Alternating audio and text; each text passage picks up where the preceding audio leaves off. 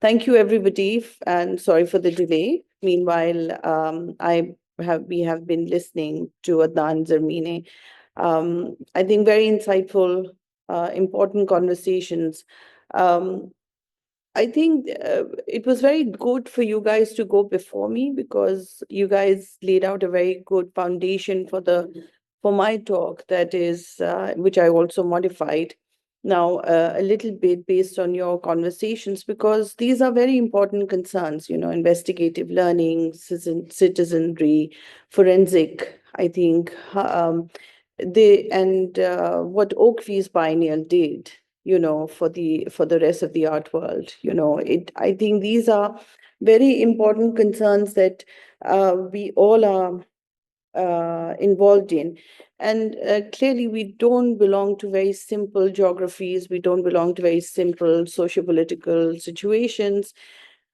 I think Lahore Biennale, the nice thing, the conduit um, that we build, I would like to build the conversation, is that while these concerns that you guys have pointed out and many others are on everybody's minds, and for a country like ours, for scholars, for practitioners, we when we living in Lahore, especially at the time post Benazir, I think it was very important, was very imperative that um, we, the citizens, need to build some kind of voice as well.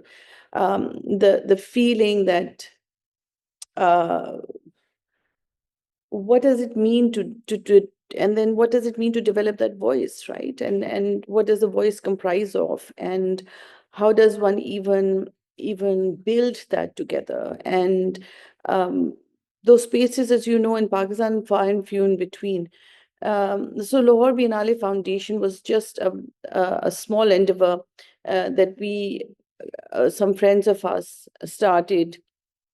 We wanted to create a space for the larger conversation, the larger arts conversation, investigative learning, looking at plurality. I think plurality was another very important aspect of our work, because like it's already discussed in the two talks, is that these monolith approaches or the absolute narratives don't exist and don't have a space. We don't have the space for those. So for the biennial, it was we didn't go for. I mean, my conversation is going to mostly revolve around the work that we did and work that we are doing, and what are the concerns that are going in and out of the various conversations as we develop our way forward. Um, so let me share my slides, set of slides now. Mina did a very good thing. She had a time running right over there. I'm going to ask somebody to. Uh, so at the heart of the foundation, the inclusivity, publics, artists, communities, collaboration, and more than human worlds. We just wanted to. The foundation was established just to, in the beginning, exist and bring art in public spaces. Um, how difficult it would be or how easy it would be, time would tell. But in that moment, we were young and about 10 years younger, and we were ambitious, and we wanted to see where can we take this conversation? How can we involve larger publics? How can we involve the city? How can we involve its people? How can we create a parallel narrative to what is going around us? So I'm just going to, for the first minute, just quickly show you some of these artworks that we were able to produce with various artists. This artist Reem Falaknaz for the second biennial. She was investigating on the pigeon races and the pigeon games, and that research brought her to Lahore. That apparently Lahore is the place where the all these various games and races develop, and so beautiful response to the various kabutarwalas and various occupying these let me just go through this 1 second and I'll.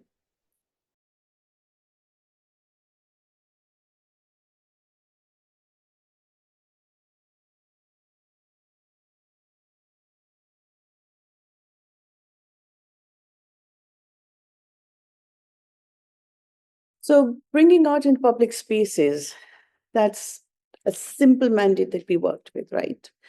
Access, permit, local and, counter stakeholders, various stakeholders. I remember going into Kamran Lashari's office and asking him, can I put up some artwork in the fort? And he was like, he had never thought of that as an option.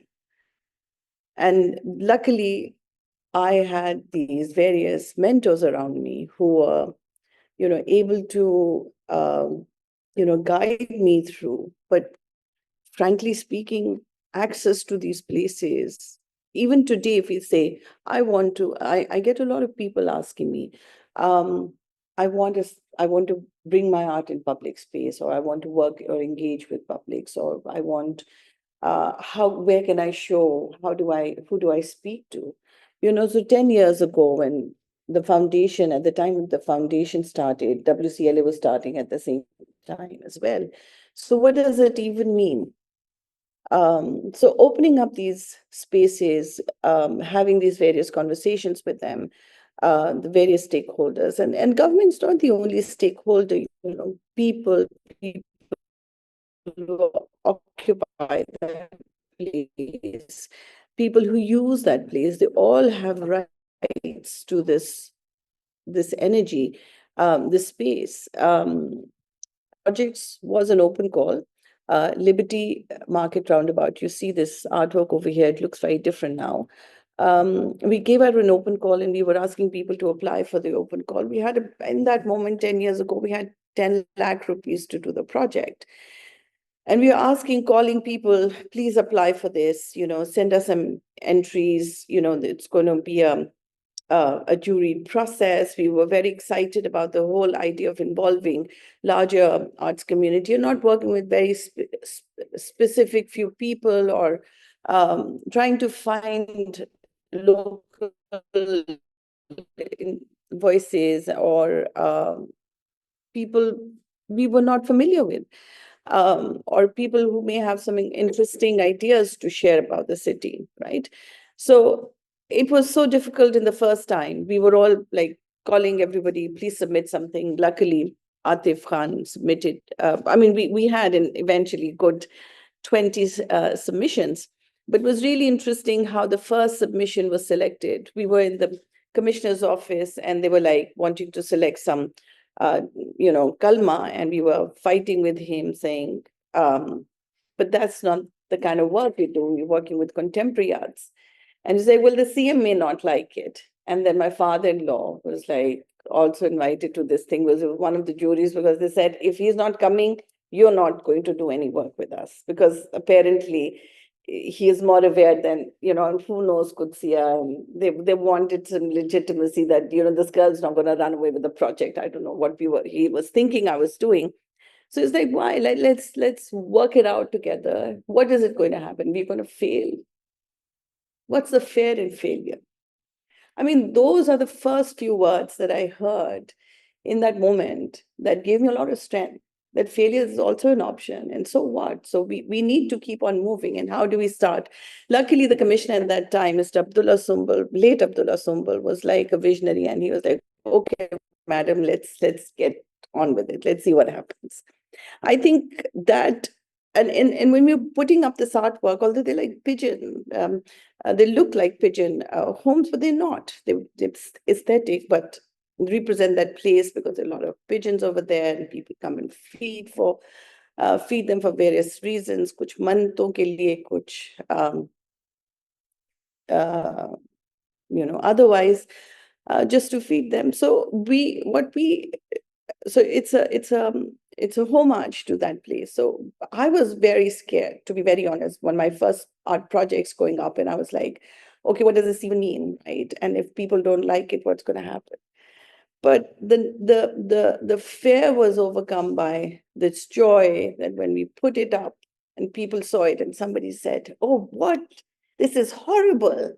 It looks like rats are going to go and live in there. And then somebody said, even pigeons can't go inside. Somebody said, oh, this is so nice to see finally homes for the pigeons. And all this debate came around this work, which was fantastic for me. And all of a sudden, all my fears, all my worries went away, because the best thing was that the artwork is accepted by the people, and responded. The people responded to it in their own ways, in their own right.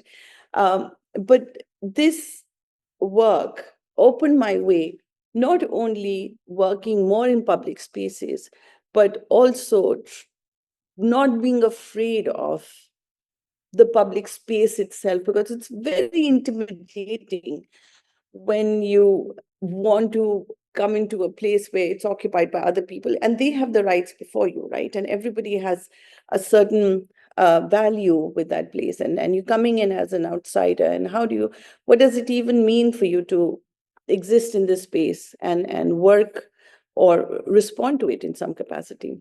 So I think one of the first things that we did was start conversations, you know. So we did a lot of residencies, workshops, conversations, town hall style meetings, those kind of things. And then started working with artists and larger arts community and multidisciplinary approaches and interdisciplinary approaches, because all of those were very important to us. uh, Adnan and Zarmeena has very well laid the foundation of my conversation, in the sense that we were all thinking about this in that moment. And now that we are thinking about it, the the foundation was acting on those concerns, right? And then doing a academic workshop with Iftikhar Dadi, like, or, having Salah Hassan, or John and Comfort in Pakistan, but also having these pop-up town hall style meetings at the Lawrence Garden as well. So we can create, looking at the marginalized communities as well. So just about everywhere.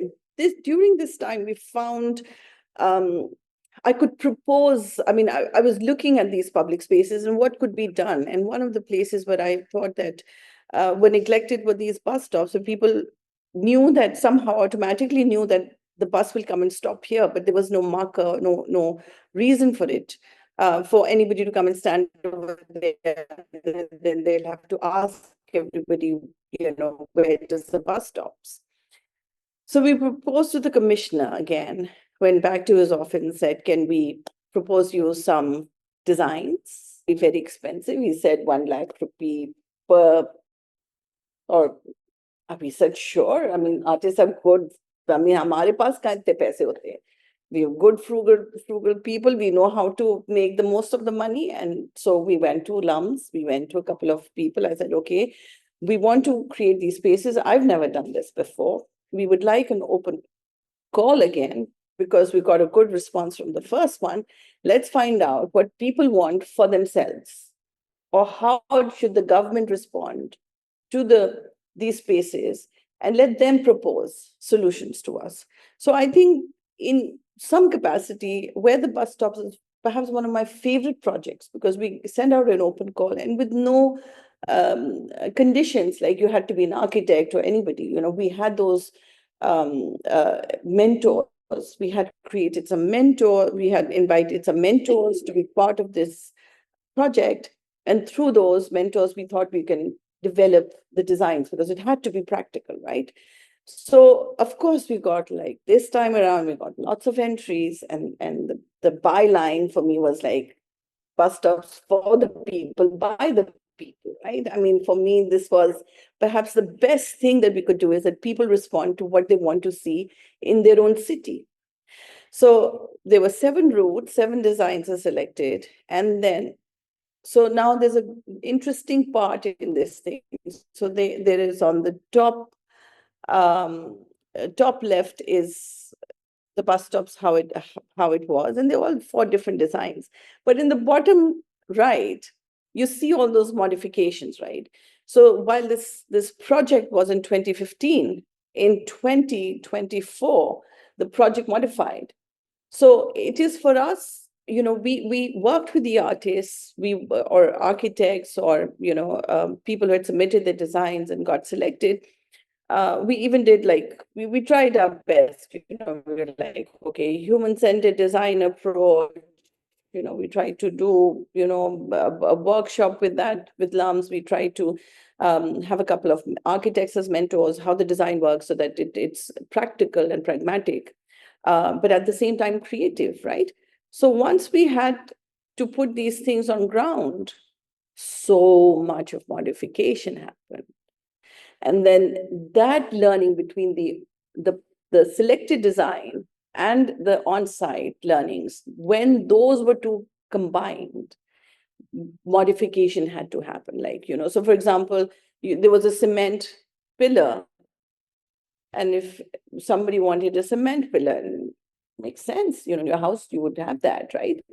But in a public space where somebody's hand is touching it, like in an hour, like 500 hands are touching, that cement pill is gone in a couple of months. So it was very important for us to respond to the local conditions and bring those changes in our designs. And perhaps one of the big learnings for this group, this very large, and the because for every artist, their design is very important, very precious. So how do you negotiate public, commissioning body, and the artists? I think there was a lot of beautiful learning, but you see how these places are being used today. It's really nice to see that they are still in use. Um, and we made about 72 bus stops in the 2 years with the government. We were told that the neighboring cities wanted to adopt the same plan, and they the local government and the government kind of forward. But this was an incredibly important project that I worked on. Space, justice, but at the same time, plurality, and letting the space breathe, the people, what does it even mean to heal, right? So they are mentioned for its own complex political reasons, got burned down in 2012, if I'm not wrong. We wanted to bring that place back. Mall Road has been a site of investigation for some time, and you'll see a lot of projects on it. There's a lot of residual art and culture that thrives there. And at some point in time, which I will also share later, different movements and shifts, it's responsible for movements and shifts as well. So, Shazan, the restaurant was, it was like at one point everybody's go-to place, right? Um, and people have stories and memories from that. So we went in, we opened doors, we tried to occupy that space through various engagements in art forms. We invited Farida Batul to actually look into the space, and Tanveer Hassan was the curator for this project, in which I just spoke about social political pressures because of which the building burned down. But here, when we came into the space, the neighborhood came in solidarity, and with the response that I'm so happy that you have, opened the doors of this building. Are you going to revive the restaurant? Are you going to come back? What can we do? So it was a very beautiful exchange of conversations and that build because of this intervention, that now they are considering to reopen that place, and it's all cleaned up. And they, as part of the revival of the Mall Road, they are also considering opening up this building. Negotiating chance, limitations, plurality, and public space. I think this is also very anybody who's worked in public space, we also see what we were talking about. One of the most important aspect of a project in which the idea that you bring on the table and the idea that you're working with versus when you go on site and you're working with the limitations, with the strengths of the place, and start realizing how that modifies and that changes. And I think there's a very important aspect in this, that you have to keep your mind open to it. It's like painting. When you come to the painting with an idea of what you want to work, but then you also have to allow the painting to respond back to you and leave that space into your work. I think some of these examples from the previous biennials will also bring us into the conversation where we went into a public space. For example, Dryden Goodwin's work for the last biennial. You see one of the posters on the right-hand side all torn because somebody decided that this was not meant to be or should not be in public space. With time, what we noticed that either the act of tearing was very exciting for them, or just that the image was not something that they were responding to it, or was it the image itself they had something against? Towards the end of the biennial, they were all torn up. For example, negotiating the space, right? So I was just talking about, Dryden Goodwin's work in front of one of the universities.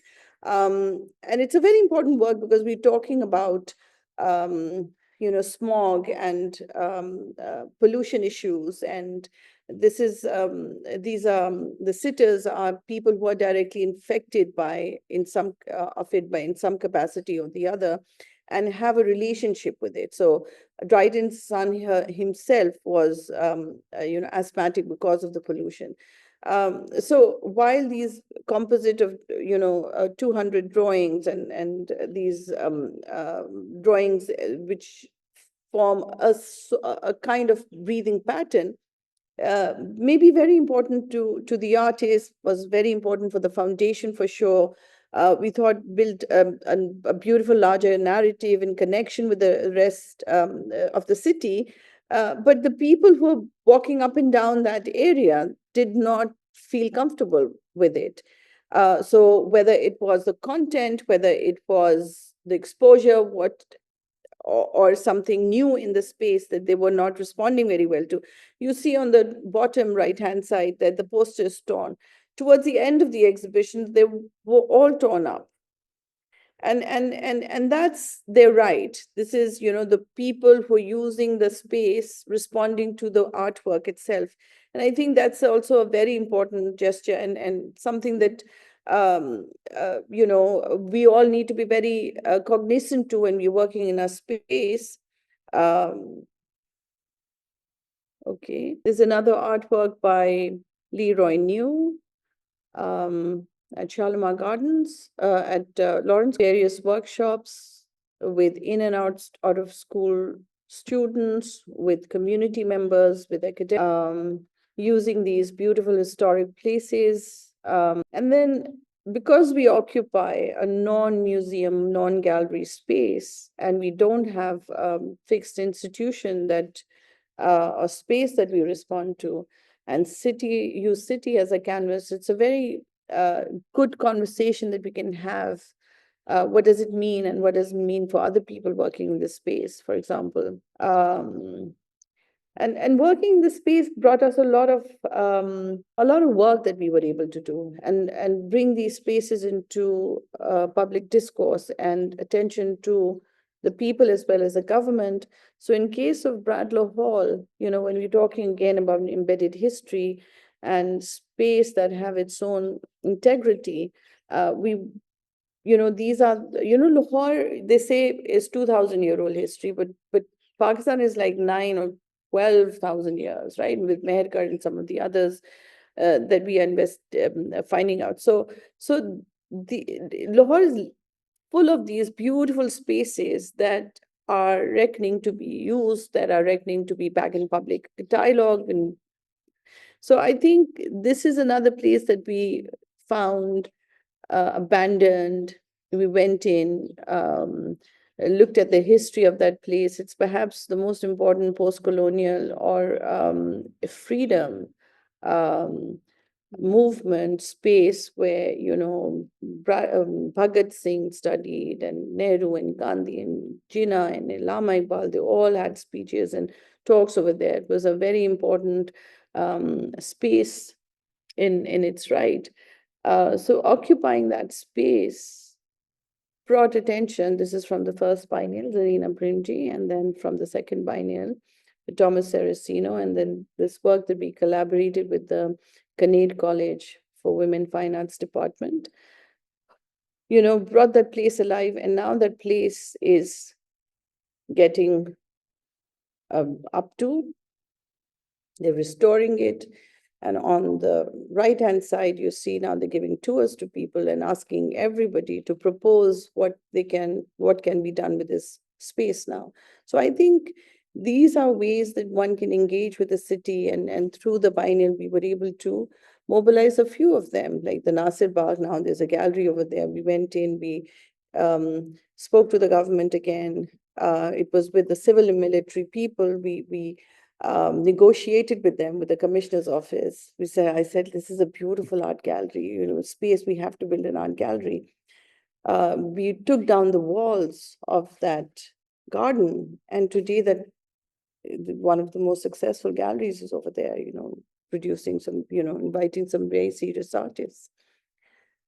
So currently we're working on this very ambitious project. It started about a year and more ago. Park Tea House and the green belt in front of it, where this is the location, some history of that space. And the Greenbelt every Sunday has a Sunday book market. And what we see in Sunday book market is, it's a secondhand book market, but these are not necessarily, there are all kinds of secondhand bookshops. So you can find a first of editions over here, specialty books. So all kinds of people actually come in this space, occupy the space, and sell these books. And it's been going on from much before 1947. So what you see behind actually the bottom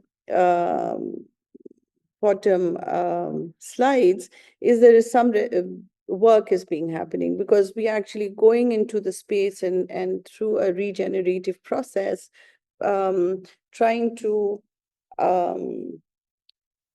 build a purpose-built space for the booksellers. Lahore is now called the City of Gardens, City of Literature, UNESCO City of Literature, on the backs of these Sunday bookwalas. And you see me on the top right, negotiating, the program, the project with them, to have them come on board, to work with them, to understand what their needs are, and then respond to it. The chaiwala is incredibly important. He perhaps knows more than the Park Tea House, knows about the history and legacy of that place.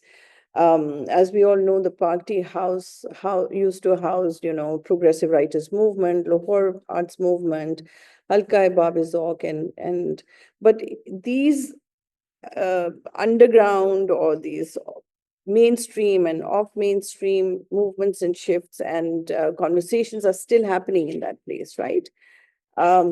And some inside the building at the Park Tea House that you saw in the previous picture, and some outside by these booksellers. And the idea of Thada for Lahore, right?